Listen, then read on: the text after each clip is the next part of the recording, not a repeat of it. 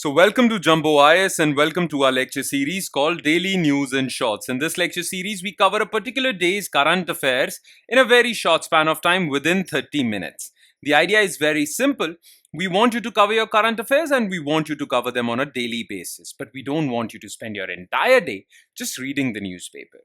Therefore, for your facility, we will cover the entire day's current affairs within 30 minutes so that you're left with your rest of your day to cover other parts of your UPSC syllabus.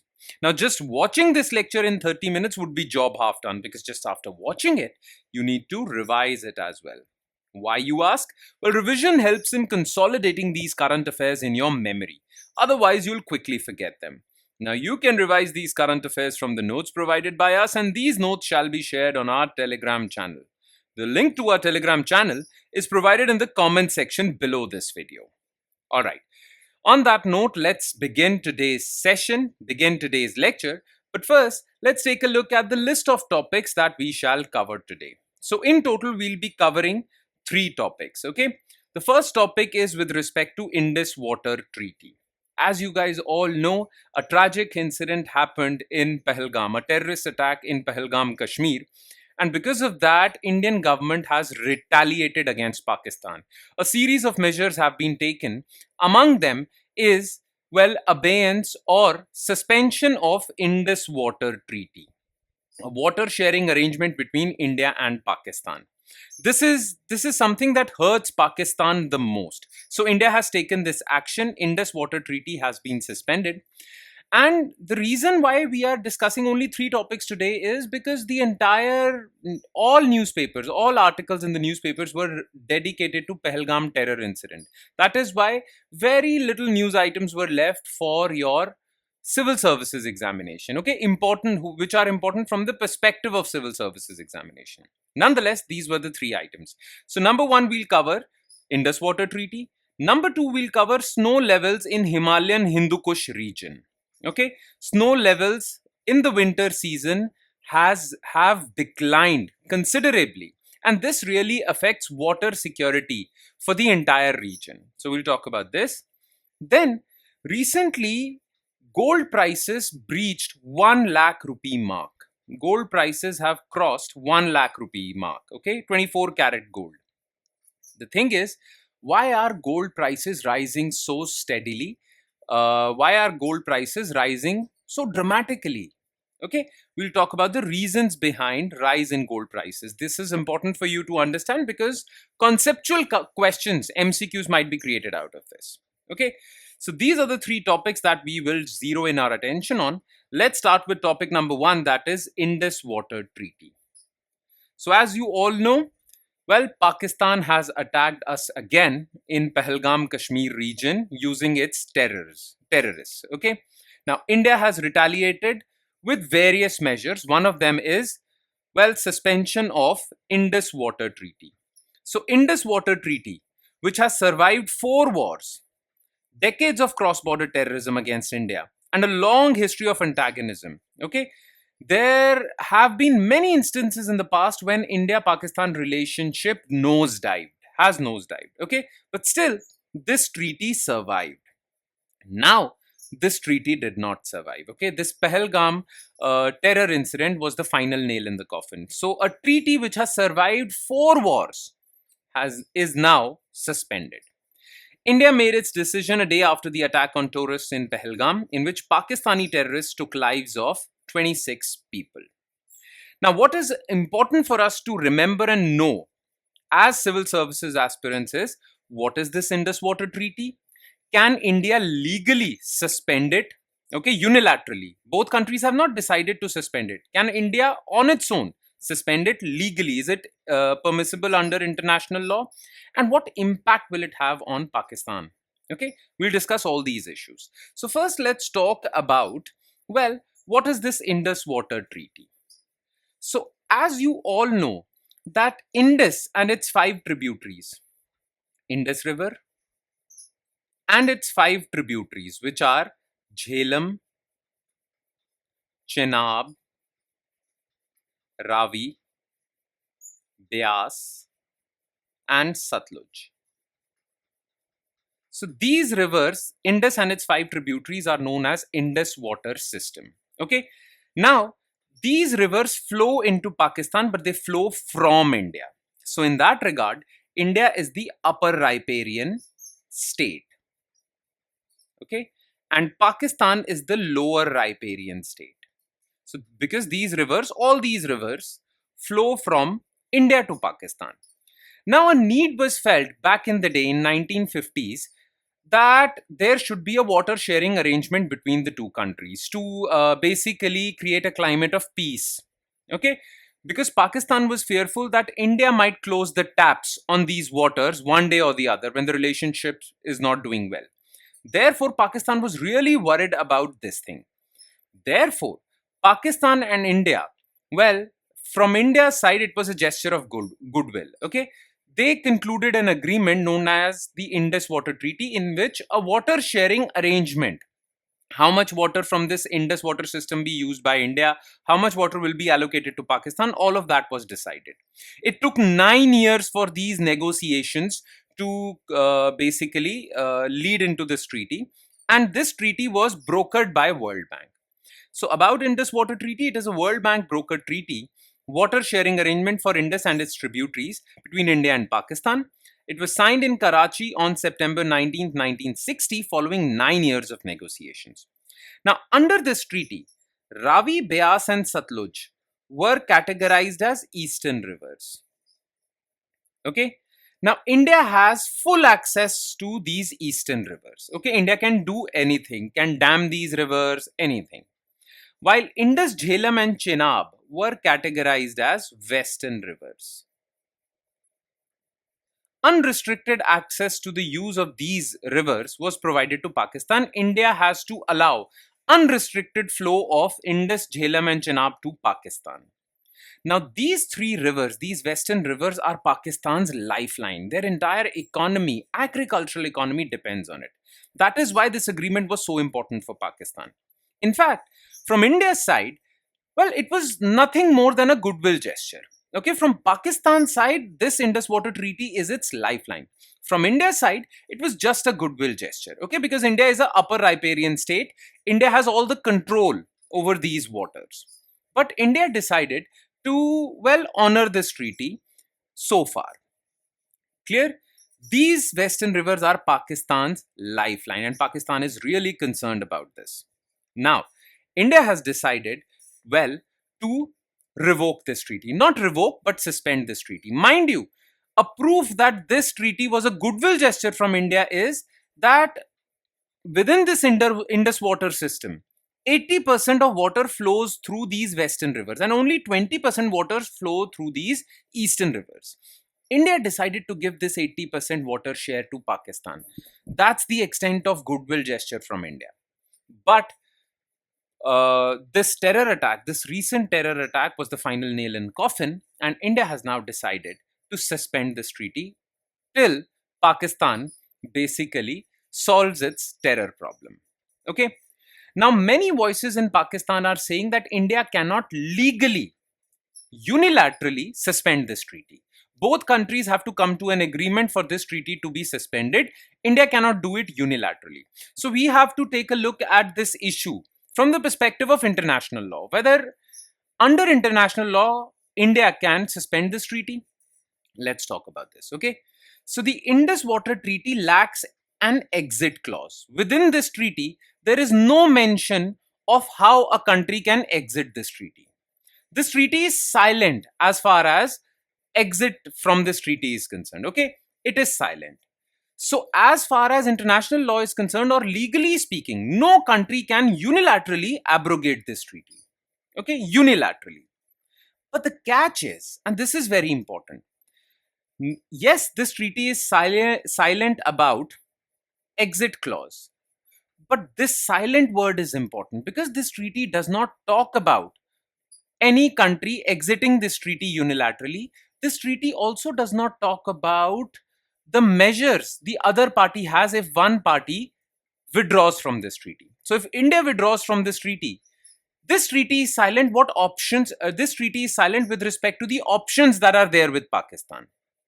And India can take advantage of this. Okay, so under this treaty, because there is no exit clause mentioned, so if India violates this treaty, or if India basically exits this treaty is silent about what Pakistan can do next. Though there is a dispute resolution mechanism within this treaty, it is under Article 9 of this treaty. Okay, but this dispute resolution mechanism is with respect to water sharing. So if there is a dispute, for example, India constructs a dam and Pakistan thinks that this dam is a violation of this treaty, then that is a dispute that can be resolved under Article 9. Okay.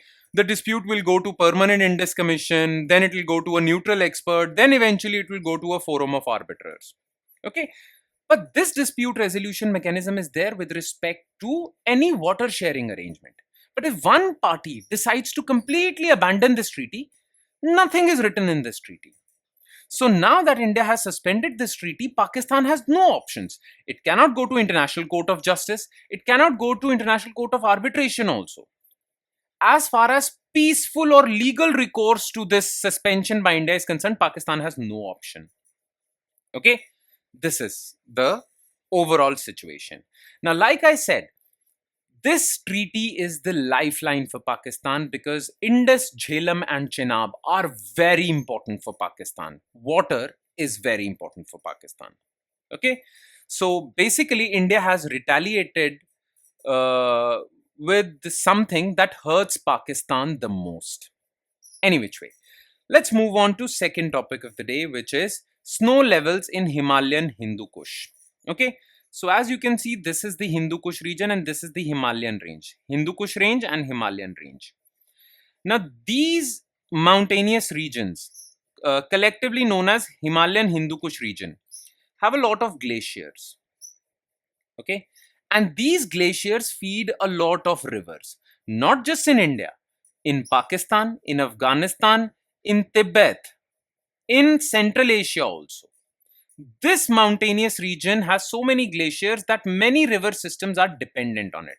And basically, this mountainous region or the glaciers on this mountainous region actually provide water to a big region in Asia.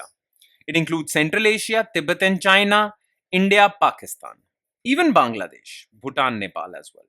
Okay, so this region is very important, or glaciers in this region are very important as far as water security is concerned.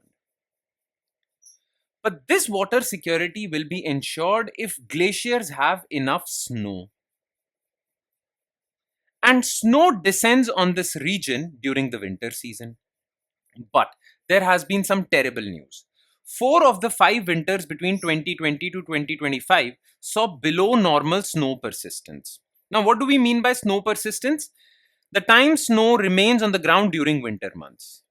So, 4 out of 5 winters in the past 5 years have seen below normal snow. Okay. Now, according to a report by International Center for Integrated Mountain Development, snow levels have plummeted to a record low in the previous winters. Now, if snow levels reach extremely low levels in this region, in this entire Hindu Kush Himalaya region, well, it will have a devastating impact. What is that impact? Snow from Hindu Kush Himalayan region contributes about 1/4 of the runoff of 12 major rivers in the region. Okay, as you can see, this is the Hindu Kush region, Hindu Kush Himalayan region, and you can see so many rivers that water so many regions flow from or are sourced from this Hindu Kush Himalayan region, right? Snow contributes or glaciers contribute a lot of water to Ganga River, Indus River, Brahmaputra, Mekong, Amu Darya, which flows in Central Asia, Mekong, which flows in Indochina, Vietnam, Laos, Cambodia. Okay, 1/4 of this water comes from glaciers. Reduced snow leads to reduced snow melt, which in turn affects water security of more than 2 billion people. Now, water availability is important not just for drinking, but for irrigation in this region and hydroelectricity generation. So, this is pretty bad news that is coming out of, this area. Okay. Now, why has there been record low snow levels? Okay, why snow levels have declined to such low levels? There are reasons behind it. What are those reasons? Well, number one, climate change. As you all know, global warming. Global warming is causing snow to melt early. Plus, global warming is also not allowing too much snow to descend onto this mountainous region. So, snowfall has declined because of global warming. Then, change of land use. Local developments like changes in land system, for example, forest regions are being converted into urban areas, which basically impact groundwater seepage. So these areas are becoming more dry. Plus, most of the snow that comes in on this area or comes or descends on this area comes from western disturbances, extra tropical cyclones that originate in Mediterranean region. Okay, North India receives a lot of winter rainfall. That winter rainfall comes from cyclonic disturbances coming originating in Mediterranean region. Okay, now these cyclonic disturbances well provide much needed rainfall in the northern region of India, but it also provides snowfall in the mountainous region. But for the past few years, these extra tropical cyclones from Mediterranean region have been weak, and because they have been weak, not much snowfall has happened.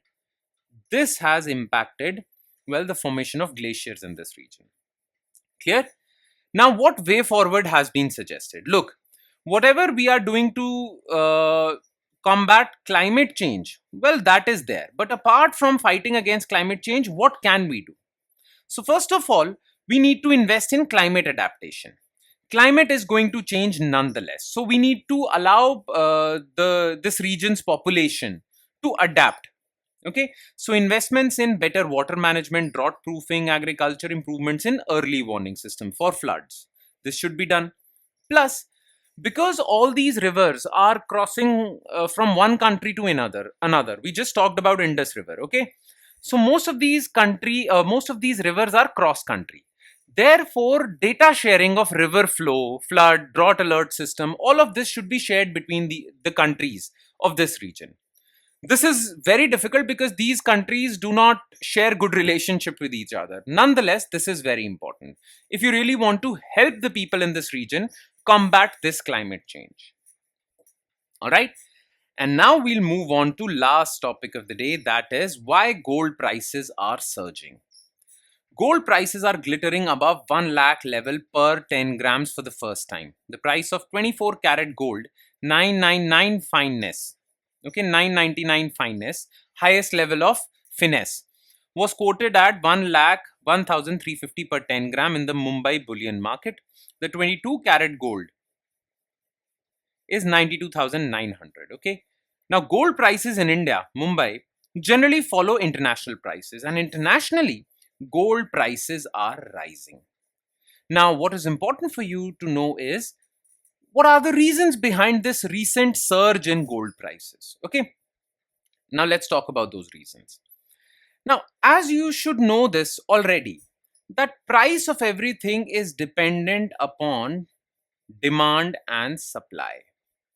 Okay, whenever demand for anything increases and is more than supply, well, prices increase. That is the case with all commodities, and that is surely the case with gold also. So if price of gold is rising in the recent times, well, surely demand for gold has risen. Okay, now what are the reasons for this surge in demand for gold? Now look, gold internationally is considered a safe haven asset. What do we mean by safe haven asset? Safe haven asset means that if you feel that the economy is going to tank, the economy is going to go through a crisis, there is a recession coming, okay, recession is about to come, if you are fearful that economy is not going to do well, then you invest all your money in gold, because gold is considered safe. No matter how strong the recession is, gold is going to stay safe. So because gold has this reputation of being a safe asset, that is why whenever there is news related to economic crisis, economic downturn, recession, well, people start buying gold. So Trump's tariff policy has escalated trade war between India and China. It has fueled recession concerns, and that is why international investors all over the world are taking their money out of all the other assets and investing in gold. So this has increased demand for gold. Okay, so this problem in the global economy has led to increase in demand for gold. Number two is, many countries have, central banks of many countries like our RBI have these forex reserves. Okay, now forex reserves are foreign currency reserves. All central banks in the world have these foreign currency assets. Now most of these foreign currencies are basically generally denominated in dollars. So it is generally believed that dollar is the reserve currency of the world. Everyone trusts dollar. Okay, and because people trust dollar, that is why, well, dollar is used as a reserve currency. But now dollar has started to weaken and people's trust in dollar has also reduced. Therefore, central banks all over the world are now giving up on dollar and substituting it with gold, because gold is again safe. Highest trust is there in gold. So high gold demand among central banks, this has been the reason. Okay, now central banks like our RBI, they are substituting gold as the reserve currency instead of dollar. So that has escalated gold's demand. And last is weakened dollar. And this is important to understand. The US dollar and gold prices generally have an inverse relationship. Okay, now understand this carefully. Okay, the thing is that internationally gold is bought and sold in dollars. Okay, you can buy and sell gold in dollars. Clear? Now let's suppose 1 euro is equal to $2. Let's suppose that is the case. Okay, and $1 is equal to 1 gram of gold. Clear? Now the thing is that if 1 euro is equal to $2, then using 1 euro you can buy 2 grams of gold, right? Because you need dollars for buying gold. What if dollar weakens and now 1 euro is equal to $4? Dollar has weakened, right? So now 1 euro is equal to $4, right? As you know, $1 is equal to 1 gram. So now using 1 euro, you can buy 4 grams of gold, right? Now recently, because of Donald Trump's policies, dollar has started to weaken. Dollar is depreciating. Now this gives an opportunity to other currencies, other investors who are holding other currencies, to buy gold, because gold has become cheap for them. Earlier you could buy 2 grams of gold from 1 euro. Now you can buy 4 grams of gold, and that is because dollar has declined, right? So because gold has become cheap in other currencies because of depreciating dollar, well, there is increased demand for gold. Every other foreign investor who holds alternative currencies, they start buying gold because gold has become cheaper for them. This increases demand for gold and gold becomes expensive. That is why US dollar and gold prices have an inverse relationship, and this has also happened. Okay, so remember these three reasons, it is important. All right, and with that we conclude today's session. That's it from my side, guys, and I hope this session added value to your preparation. But as I say this always, it would add more value if you are consistent and regular with this lecture series, plus if you revise this lecture as well. Okay, so in the hope that you will revise this lecture, I'm going to sign off with the promise of seeing you again with another set of news items. Thank you, everyone.